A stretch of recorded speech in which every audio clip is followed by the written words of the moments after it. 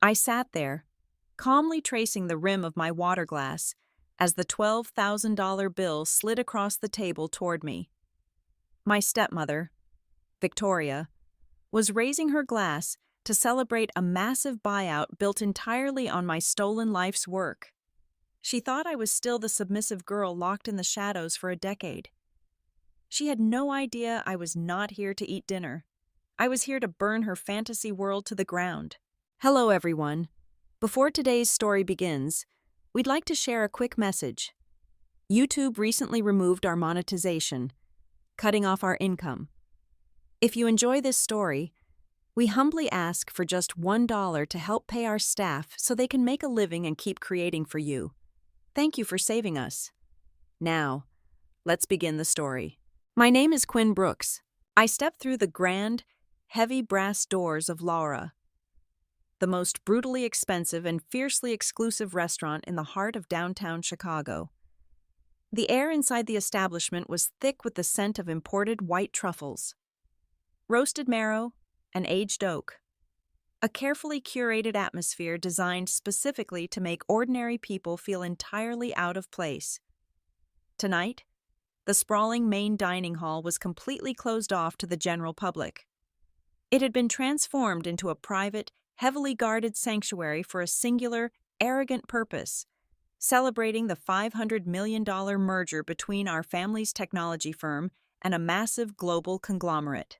The massive crystal chandeliers suspended above cast a sharp, unforgiving light over the room, reflecting off the polished silver and the endless rows of empty wine glasses. I had barely handed my dark wool coat to the nervous attendant when a voice sliced through the elegant, low murmur of the room like a jagged blade. "Annabel!" The name echoed off the imported marble walls, sharp, deliberate, and dripping with poison. I froze for a fraction of a second, my jaw tightening so hard my teeth ached. It was Victoria, my stepmother.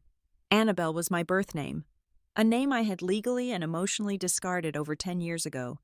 It belonged to a weak, grieving child who did not know how to fight back against the monsters in her own home. Victoria knew exactly how much I despised that name. That was precisely why she used it. She said it loudly, almost shouting, ensuring that every single high-level executive, corporate lawyer, and board member in the room stopped their conversations and turned to look at the woman she was addressing. It was a calculated verbal strike, a swift and highly public dismantling of my dignity before I even took a full step into the banquet space.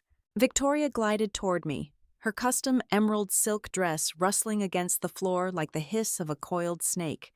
She stopped a few feet away, her cold, calculating eyes raking over my simple, unbranded dark suit with poorly concealed disgust.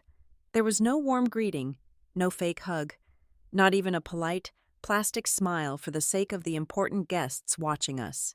"Annabel, find another table," Victoria announced, her voice carrying perfectly across the suddenly silent room. "This one is strictly for family." She raised a perfectly manicured hand, the massive diamond on her ring finger catching the chandelier light, and pointed toward the absolute back of the restaurant. There, shoved against the back wall right next to the violently swinging doors of the bustling kitchen, was a tiny, cramped wooden table meant for off-duty staff or overflowing winter coats. It was completely separated from the grand, flower-draped banquet table where the executives and the so-called family were seated. The message was unmistakable and cruel. I was not family, I was a nuisance, a stray dog allowed inside the gates, only to watch them eat their feast. I did not argue. I did not let a single emotion cross my face. I simply nodded once, maintaining a cold, unbroken stare as I walked past her, as I made my long, humiliating walk across the room to the miserable little table. My sharp gaze swept over the main banquet area. My stepbrother, Julian, was leaning far back in his velvet chair, slowly swirling a glass of dark, aged liquor. A smug, deeply victorious smirk was plastered across his face. Beside him, my stepsister, Chloe, leaned in to whisper something into his ear. They both let out a soft, venomous laugh, their eyes locked mockingly on me as I took my seat by the kitchen doors. They were thoroughly drunk on their own perceived power, basking in the glowing aura of a $500 million triumph that they had done absolutely nothing to earn. I sat down on the hard, uncomfortable chair. The loud clatter of metal pots, shouting chefs, and the sharp smell of harsh industrial dish soap drifted through the kitchen doors every single time a frantic waiter rushed past me. I calmly poured myself a glass of plain tap water, my eyes fixed intently on the spectacle unfolding at the center of the room. The head waiter, a tall man dressed in an immaculate black tuxedo, approached the main table with deep, practiced reverence. He bowed slightly to Victoria, ready to confirm the elaborate arrangements for the 8-course tasting menu and the extremely rare vintage champagne pairings they had ordered. Victoria did not even bother to look up at him. She simply swirled her wineglass and projected her voice across the room one more time, ensuring absolute silence. "Send every single charge for tonight to the small table by the kitchen," Victoria commanded, pointing her sharp chin directly toward me. "My stepdaughter insists on treating all of us to celebrate this monumental victory. Put the entire bill on her tab, and under no circumstances are you to bring a single check to this table." The waiter blinked rapidly, clearly caught off guard by the sheer, unapologetic cruelty of the instruction. He hesitated for 2 seconds, but he quickly recovered. Smoothing his expression and bowing his head, he cast a brief, deeply pitying glance in my direction before scurrying away to fetch the first round of caviar. They all thought this was the absolute peak of my humiliation. They thought they had successfully broken my spirit, trapping me in the dark shadows forever while they danced freely on the magnificent stage I had built with my own hands. But as I sat there in that dark, forgotten corner, listening to them raise their glasses and toast to their stolen empire, I took a slow, deliberate sip of my water. Let them laugh. Let them gorge themselves. Let them rack up the most expensive bill this city had ever seen. The higher the price climbed tonight, the harder their bones would shatter when my trap finally snapped shut. The sharp clinking of silverware against fine china from the center of the room faded into a dull, rhythmic drone as my mind drifted backward. 7 years ago, my reality had been violently rewritten. My father, a man whose brilliant vision was only matched by his blinding, fatal trust in his second wife, died of a sudden, massive coronary. We buried him on a cold, unforgiving Tuesday in November, before the soil had even settled over his casket. The empire we had built together was already being systematically dismantled. At 22 years old, I was not interested in corporate boardrooms, aggressive profit margins, or the vicious politics of the business world. I was a software engineer. My entire existence was defined by the elegant logic of code and the quiet hum of servers. During countless sleepless nights in my father's cramped, poorly heated garage, I had single-handedly written the proprietary predictive algorithm that served as the beating heart of our entire startup. That algorithm was a technical marvel. It revolutionized data processing speeds by over 400%, transforming a struggling, unknown tech venture into a highly sought-after goldmine almost overnight. It was my intellectual property, my lifeblood encoded in a digital matrix. My father knew it. He had always intended for me to take the helm and guide the company into the future. But his sudden, tragic absence left a power vacuum, and Victoria moved into that void with the predatory, calculated precision of a starving vulture. Within 48 hours of the funeral, the locks on the company headquarters were changed. My security badge was abruptly deactivated.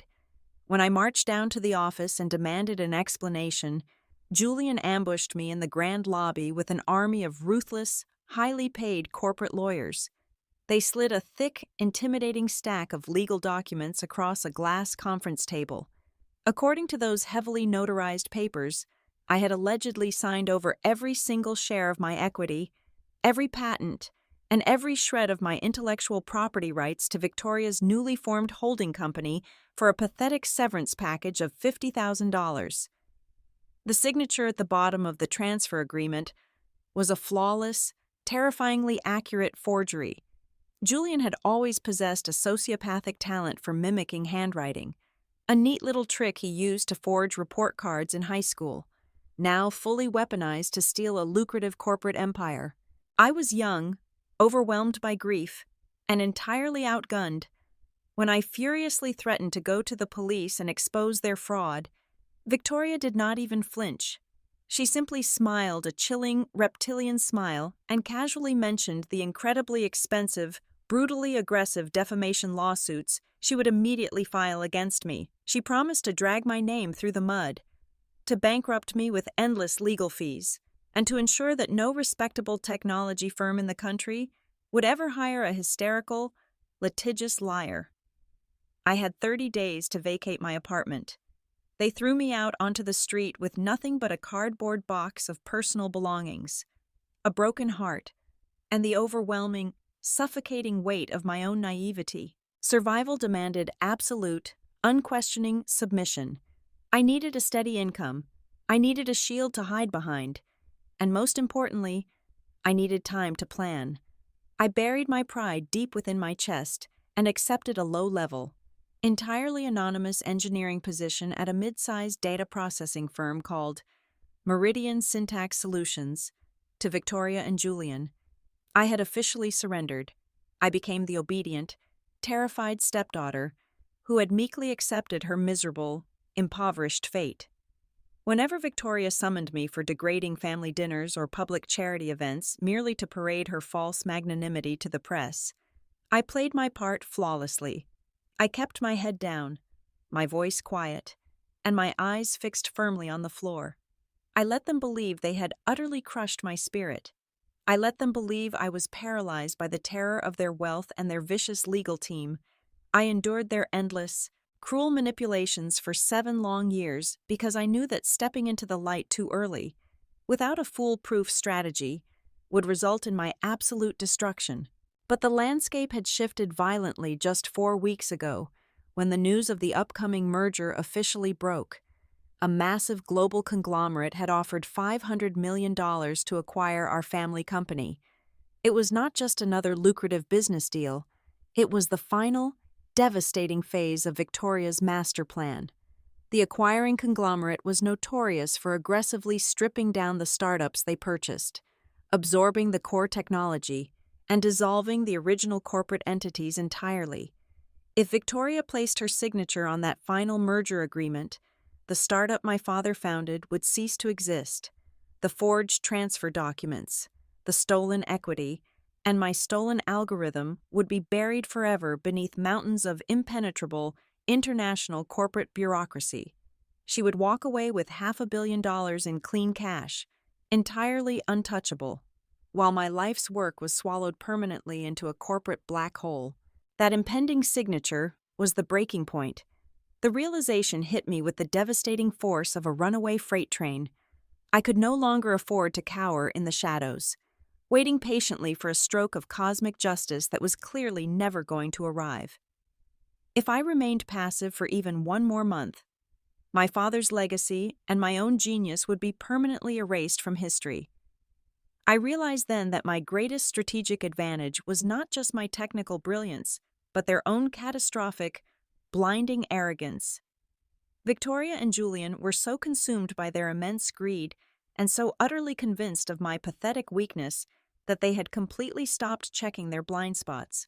They truly believed they were playing chess against a helpless ghost. They had absolutely no idea that the ghost had spent the last 7 years meticulously studying every single move they made, mapping the exact shape of their legal vulnerabilities, and quietly preparing to turn their own towering hubris into the very weapon that would execute them. The turning point arrived exactly 4 months before tonight's dinner. I was working a routine late shift at Meridian, monitoring traffic anomalies, when my automated web scrapers flagged a highly unusual data packet. It originated from a completely unsecured cloud server. Julian, despite acting like a titan of the tech industry, still used the exact same predictable password he had used since his freshman year of college. Breaking into his private administrative directory took me less than 3 minutes. What I found inside was not just careless, it was a monumental, fatal display of sheer incompetence. Deep within a nested folder labeled Miscellaneous Archives, Julian had left behind the original, unflattened digital files of the share transfer documents. He was a master at forging the physical signature, but he was an absolute idiot when it came to digital metadata. By examining the raw code of the document, I discovered that the file was created and modified on a laptop registered to Julian's personal Internet Protocol address. Exactly 3 weeks after my father's funeral, he had retroactively backdated the text, completely unaware that the software he used permanently embedded the true creation date directly into the file's hidden digital architecture. It was irrefutable, hard-coded proof of fraud. My first instinct was to print the files, storm into the district attorney's office, and demand immediate justice. But logic quickly overpowered my adrenaline. A simple forgery allegation would instantly be tied up in civil court for years. Victoria would hire an army of defense attorneys, claim the digital files were hacked and manipulated, and bleed my meager savings dry until I was forced to settle. I did not want a settlement. I wanted total annihilation. Instead of making a sound, I dug deeper. I spent the next 6 weeks operating on 2 hours of sleep a night, utilizing my secure terminal at Meridian to access encrypted global financial registries. I systematically unraveled the massive, tangled web of offshore shell companies Victoria had secretly established. There were fake holding entities registered in the Cayman Islands, dummy corporations in Cyprus, and ghost accounts in the Seychelles. Victoria was not just stealing my algorithm. She was actively cycling fake capital through these offshore accounts to artificially inflate our company's user acquisition metrics and quarterly revenue. She was painting a masterpiece of financial fiction to make the startup look exponentially more profitable than it actually was. All to secure that monstrous $500 million valuation from the acquiring conglomerate. The global conglomerate trying to buy us was notorious for its ruthless due diligence. They demanded absolute, 100% transparent intellectual property rights before they acquired any new technology. They had an army of auditors. But even they could not see past Victoria's meticulously crafted wall of fake data. They needed an inside man. They needed a guide. That was when I reached out to Elias Thorne. Elias was not a police officer. He was an independent corporate investigator, a man feared throughout the financial sector for his absolute ruthlessness in dismantling fraudulent empires. He specialized in recovering stolen corporate assets and took a massive percentage of whatever he saved his wealthy clients. I arranged a meeting with him at a rundown diner on the edge of the city at 2 o'clock in the morning. He slid into the booth across from me, his eyes sharp and analytical. He did not say a word as I slid a thick, encrypted flash drive across the sticky table. "What exactly am I looking at, miss?" Elias asked, his voice a low, gravelly rumble. "You are looking at the complete destruction of a $500 million merger," I replied, my voice steady and completely void of emotion. Inside that drive is the digital footprint of a forged intellectual property transfer, alongside routing numbers for 7 illegal offshore shell companies. Victoria is trying to sell your clients a hollow shell built entirely on federal wire fraud and stolen code. I have mapped every single transaction. Elias plugged the drive into a secured laptop right there in the booth. I watched his eyes dart across the screen as he scrolled through the mountains of undeniable, razor-sharp evidence I had compiled: the fake signatures, the hidden metadata, the routing numbers, the inflated server logs. It was all there, presented in an airtight, chronological timeline. He finally closed the laptop, a slow, predatory smile spreading across his face. "This is a masterpiece of corporate suicide. If I take this to my clients right now, they will pull the plug on the deal tomorrow morning." "Oh, no," I countered immediately, leaning forward. "If you stop the deal now, Victoria will claim she was completely unaware of the inflated metrics. She will throw Julian or some low-level accountant under the bus and escape the criminal charges. She will survive. I do not want her to survive." Elias raised an eyebrow, clearly intrigued by the coldness in my tone. "Then what is your play?" "We wait," I instructed him. "We wait until the celebratory dinner. We wait until the executives from your conglomerate are sitting right across from her. We let her pick up the pen. The exact second she signs her name on that final merger agreement, she is no longer just planning a crime. She is officially committing federal fraud by attempting to sell stolen intellectual property across state lines to a global entity. The crime becomes active, binding, and completely irreversible. That is when you walk into the room. Elias stared at me for a long, silent moment. He recognized the sheer, calculated malice in my strategy. By waiting for the signature, we were transforming a messy civil dispute into a guaranteed federal prison sentence. We were letting her climb to the absolute highest peak of her arrogant delusion before we completely shattered the ground beneath her feet. "You are a very dangerous woman, Quinn," Elias finally said, extending his hand across the table. "I am an engineer," I corrected him, shaking his hand firmly. "I simply found a critical bug in the system, and now we are going to permanently delete it." For the next 2 months, I maintained my pathetic, broken facade.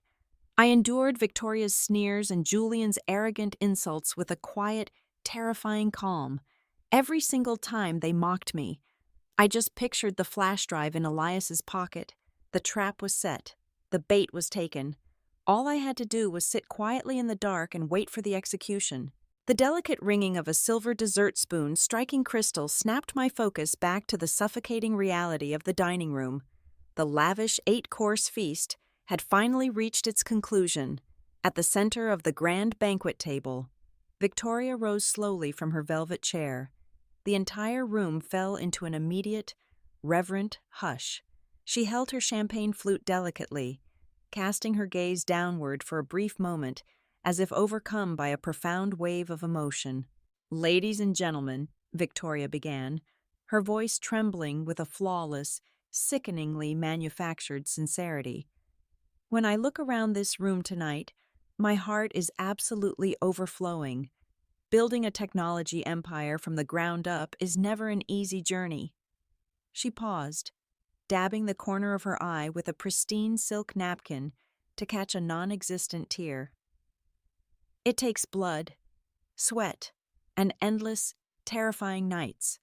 But through sheer perseverance, through the unwavering brilliance of my children, Julian and Chloe, we have transformed a mere idea into a global phenomenon." It was a breathtaking performance. With just a few honeyed sentences, she had completely and utterly erased my father from existence. There was absolutely no mention of the man who had mortgaged his home to buy the first servers. There was no mention of his sudden death. And, naturally, there was absolutely no mention of the exhausted, 22-year-old girl who had practically lived in a freezing garage to write the very code they were currently selling. She spun a magnificent fairy tale of a struggling widow leading her brilliant children to corporate glory, and the visiting executives from the conglomerate swallowed every single word of it. They nodded solemnly, completely mesmerized by the majestic facade of a triumphant American family. Julian was the next to stand, holding his glass high. "To innovation," he declared loudly, flashing his perfect, blindingly white veneers at the corporate board members, "and to leaving the dead weight behind us as we step into a brighter, significantly wealthier future." As he spoke those words, his eyes completely abandoned the executives and snapped directly across the grand room, locking onto my face. He tilted his head slightly, a vicious, mocking smirk pulling at the corners of his mouth. He was raising his glass directly to the girl sitting in the shadows by the kitchen doors, silently gloating over my perceived destruction. He wanted me to feel the full, crushing weight of my failure right at the finish line. I stared back at him, my expression entirely blank, a hollow mannequin offering absolutely no reaction for him to feed upon. At the head of the long table, the lead attorney for the acquiring conglomerate cleared his throat and unlatched a heavy, polished mahogany briefcase. The sharp click of the locks echoed loudly in the quiet room. He withdrew a thick stack of pristine, heavily bonded legal documents. The final merger agreements. The papers were passed carefully down the length of the table, coming to rest precisely between Victoria and the chief executive officer of the conglomerate. An assistant placed 2 heavy gold-plated fountain pens beside the documents. The ceremonial signing was about to commence. Right at that exact breathless moment, A shadow fell over my small wooden table. I looked up to see the same head waiter standing beside me. His face was visibly pale, and a fine layer of sweat glistened on his forehead. He looked entirely miserable, caught between the terrifying demands of a billionaire client and his own basic human decency. With a trembling hand, he placed a thick black leather booklet directly in front of me. "I am so incredibly sorry. Miss," the waiter whispered, his voice barely audible over the chatter of the main table. "Mrs. Brooks was absolutely adamant. The final total for the private room rental, the vintage wine pairings, and the tasting menu." I slowly flipped open the leather cover. The itemized receipt stretched on for pages, culminating in a bolded total at the very bottom. It read $38,542. Victoria really had gone completely out of her way to order the most obscenely expensive items in the cellar, entirely convinced she was bankrupting me for the rest of my natural life. I looked up at the terrified waiter. I did not cry. I did not scream or demand to speak to the manager. Instead, a genuine, completely relaxed smile spread across my face. I reached into my jacket pocket and pulled out a solid, heavy metal card. It was a completely unrestricted black card, entirely funded by my incredibly lucrative, albeit highly secretive, consulting contracts at Meridian over the last several years. Victoria thought I was a starving, broken peasant, entirely unaware that I was one of the highest-paid systems architects in the entire Midwest. "Do not apologize," I told the waiter gently, placing the heavy metal card squarely on top of the outrageous bill. "Add a flat 25% gratuity for yourself and your kitchen staff. You have all worked incredibly hard tonight. Run the charge." He stared at the black card, his eyes widening in absolute shock, before he quickly nodded and hurried away toward the register. I leaned back in my hard wooden chair, folding my hands neatly in my lap. The charge was authorized. The financial transaction was complete. I shifted my gaze back to the grand table, watching Victoria pick up the gold-plated fountain pen.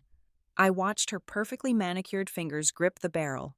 The countdown had officially ended, the bomb was armed, the fuse was lit, and she was about to press the detonator all by herself. The gold-plated fountain pen descended slowly. The polished metal caught the brilliant glare of the crystal chandelier overhead. The dark blue ink just barely grazed the thick textured parchment of the signature line. The entire dining hall was locked in a breathless, reverent silence, anticipating the exact stroke of the pen that would finalize the destruction of my father's legacy, before the very first majestic loop of Victoria's signature could be formed. A sound like a violent thunderclap completely shattered the refined atmosphere of the room. The massive, heavy brass doors at the front of the private dining hall did not just open, they were violently thrown apart, slamming against the imported marble walls with a deafening, echoing crash. Elias Thorne strode fiercely through the threshold. He was dressed in a sharp, immaculate charcoal suit, radiating an aura of absolute, uncompromising danger. Right behind him marched half a dozen serious, heavily armed men and women wearing dark tactical windbreakers with stark yellow federal insignias boldly printed across their backs. They fanned out with rapid, practiced military precision, instantly securing every single exit and completely sealing off the banquet space. Victoria bolted upright from her velvet chair, her face contorting into a mask of pure, unadulterated outrage. "What on earth is the meaning of this?" she shrieked, her voice echoing wildly off the high ceiling. "Security! Where is the restaurant security? Get these ridiculous people out of my private event immediately!" Elias did not even blink at her screaming. He did not slow his pace, nor did he offer her a single glance. He walked straight past Victoria, completely ignoring her frantic demands as if she were nothing more than a ghost haunting an empty room. He marched directly to the opposite end of the grand table and stopped squarely in front of the chief executive officer of the acquiring conglomerate. Elias raised a remarkably thick, heavily bound manila folder high in the air and slammed it down onto the center of the polished mahogany table with enough force to violently rattle the expensive crystal champagne flutes. "Before you sign away $500 million, Elias stated, his voice a deep, resonant boom that commanded the absolute attention of every single person in the room. I strongly suggest you read page 4 of that dossier. You are currently attempting to purchase an empty shell company built entirely on forged digital signatures, stolen intellectual property, and active, highly documented federal wire fraud. A heavy, suffocating silence instantly fell over the banquet table. The lead attorney for the acquiring conglomerate quickly snatched the folder.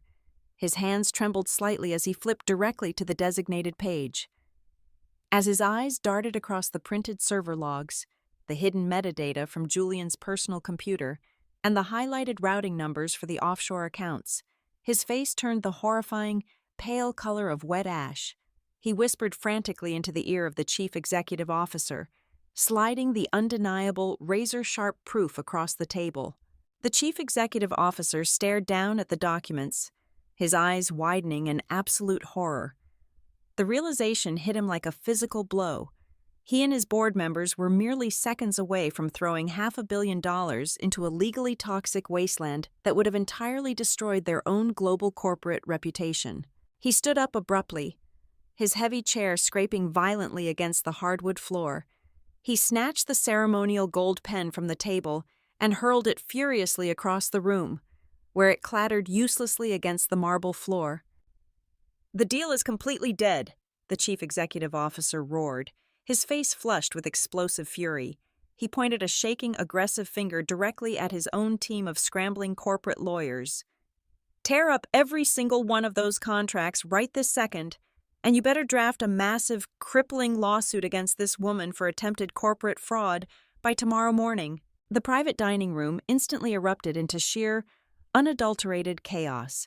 Victoria dropped her hands to the table, her perfectly manicured fingers trembling violently. The pristine, untouchable facade of the brilliant billionaire matriarch evaporated into thin air, entirely replaced by the desperate, frantic terror of a cornered animal suddenly staring down a concrete prison cell. She looked wildly around at the federal agents stepping closer to the table, realizing her magnificent empire was collapsing in real time. Then, in a spectacular, sickening display of absolute cowardice, Victoria turned her venomous gaze directly onto her own flesh and blood. "It was not me!" Victoria shrieked, her voice cracking into a hysterical, piercing pitch. Completely abandoning any remaining shred of maternal devotion, she pointed a sharp, accusing finger directly across the table at Julian, who was sitting completely frozen in his chair. "It was him! He handled all of the digital file transfers. Julian did the paperwork. I am just an investor. I had absolutely no idea the algorithms were stolen." Julian's jaw dropped in sheer disbelief. The smug, viciously victorious smirk that had been permanently plastered on his face all evening vanished completely. It was instantly replaced by an expression of absolute betrayal and profound, paralyzing shock. "Mother, you specifically told me to forge the dates," Julian screamed back at her, his voice thick with rising panic, entirely destroying whatever tiny shred of dignity their family had left. Down the table, Chloe burst into loud, ugly tears, violently knocking over her expensive glass of vintage wine as she buried her face in her hands. The elite, high society guests, and the corporate board members watched in disgusted, utterly stunned silence as the perfect, triumphant American family viciously tore each other apart like wild dogs over a scrap of meat. The grand, towering illusion of their superiority was completely and permanently shattered right before my eyes. The chaotic shouting of the board members, the pathetic, uncontrollable weeping of my stepsister, and the aggressive barking of the federal agents faded into a dull, distant white noise as I slowly pushed my chair back from the tiny, miserable wooden table. I stood up. I did not rush. I took a moment to smooth the lapels of my unbranded dark suit, breathing in the heavy scent of fear that had suddenly replaced the aroma of expensive truffles in the room. I began my long, deliberate walk across the sprawling dining hall toward the center banquet table. The sheer, terrifying calm in my posture seemed to suck the oxygen right out of the room. One by one, the furious corporate executives, the stern federal agents, and finally, My completely broken stepfamily turned their heads to watch me approach. My quiet, unhurried authority easily and completely overpowered their loud, messy panic. I stopped right at the head of the grand table, looking down at Victoria. She was trembling uncontrollably, her chest heaving as she struggled to breathe. Her perfect emerald silk dress suddenly looked entirely too large for her shrinking, terrified frame. You missed one very crucial, fatal detail during your hostile corporate takeover 7 years ago. Victoria, I said, my voice smooth, even, and piercingly clear. When you ruthlessly forced me out into the street and forged those transfer documents, you forgot to check the original, foundational patent registry. I never actually filed the predictive algorithm under our family company's name. I filed it under a completely separate, entirely anonymous corporate entity that I legally created on my 18th birthday. A little, insignificant data processing firm. Julian looked up from his chair, his eyes bloodshot and wide with sudden, horrifying comprehension. The alcohol in his system seemed to evaporate instantly, replaced by sheer, freezing terror. Meridian, Julian choked out, the word tasting like absolute poison in his mouth. Meridian Syntax Solutions, I confirmed, offering him a sharp smile that was entirely devoid of any human warmth. For 7 long years, you both thought you were forcing me to work a miserable, low-level engineering job just to survive. You never once realized that I was the sole owner and the chief executive officer of the absolute only legal entity that actually holds the exclusive, ironclad copyright to the core algorithm you have been desperately trying to sell tonight. I turned my gaze toward the chief executive officer of the acquiring conglomerate. He was no longer shouting. He was looking at me with profound, unmistakable professional respect. Elias Thorne stood just behind him, offering me a single, silent nod of approval. This is the part that is really going to sting, I continued, shifting my eyes back down to Victoria. The global conglomerate you aggressively tried to defraud tonight? They never actually intended to buy your hollowed-out shell of a startup. Elias brought them the true, verified patent records exactly 1 week ago. We have been in direct but highly secretive negotiations for the past 7 days. They have already officially agreed to purchase the clean, legally undisputed rights directly from Meridian. Your company is officially nothing but a worthless, empty husk carrying massive, inescapable federal liabilities. The final, devastating blow landed with absolute precision. Victoria's knees finally gave out completely. She collapsed heavily onto the expensive hardwood floor, the heavy diamond rings on her fingers clattering loudly against the solid marble base of the table. The crushing reality of her total, inescapable ruin crashed down upon her shoulders. She was facing decades in a federal penitentiary. Her stolen, unearned wealth was entirely gone. Her precious, carefully cultivated reputation in high society was permanently burned to ash in front of the most powerful people in the city. She looked up at me from the cold floor. Her flawless, expensive makeup was completely ruined by dark, thick streaks of mascara and panicked tears. She reached out a shaking, desperate hand, attempting to grasp the fabric of my suit trousers like a drowning woman reaching for a lifeline. "Quinn," Victoria sobbed, her voice a pathetic, ragged wheeze that echoed horribly in the silent room. It was the absolute first time in my entire life she had ever spoken my actual name. "Quinn, please, please, I am begging you. You have to stop this. I was grieving your father. I made terrible, stupid mistakes. We are family. You have to save your family." I looked down at the pathetic, groveling creature sobbing at my feet. There was absolutely no anger left in my heart. There was no sadness. There was only a cold, permanent, and incredibly satisfying closure. I leaned down slowly, bringing my face just inches from hers. I let a small, genuinely amused smile touch my lips before I whispered my final words to her. "I am so sorry, Victoria, but as you clearly stated earlier tonight, this table is strictly for family." I straightened my posture, turned my back on her violently weeping form, and walked cleanly away. I did not look back at Julian. who was currently being aggressively pushed against the wall and handcuffed by a stern federal agent.